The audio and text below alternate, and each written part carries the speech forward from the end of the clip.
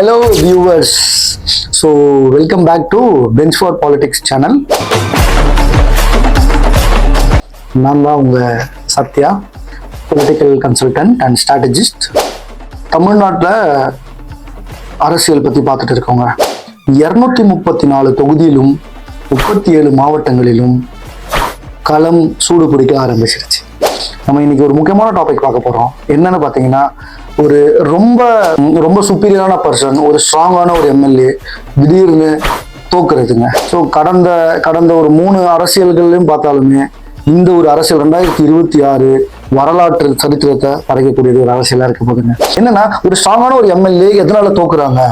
Okay, இது எல்லாருக்குமே ரொம்ப ஒரு கஷ்டமானதாக இதாக இருக்கும். எப்படின்னு பார்த்தீங்கன்னா, சில பேசிக்கான சில இன்ஸ்ட்ருமெண்ட்ஸ் அவங்க ஃபாலோ பண்ணாது தாங்க.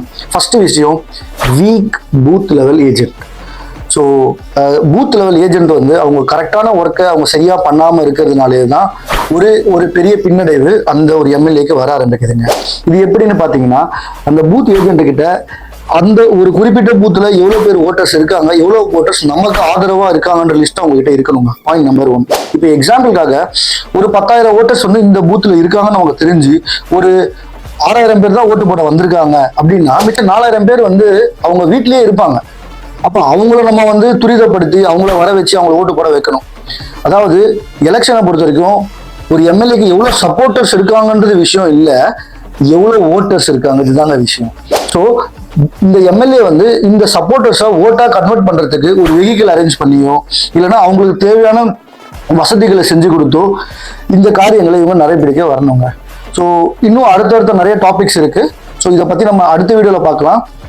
எங்களோட டீம் உங்க தொகுதியில உங்க கூட உங்களுக்காக வேலை செய்யணும்னு நீங்க நினைச்சீங்கன்னா எங்க டீமை கான்டாக்ட் பண்ணுங்க.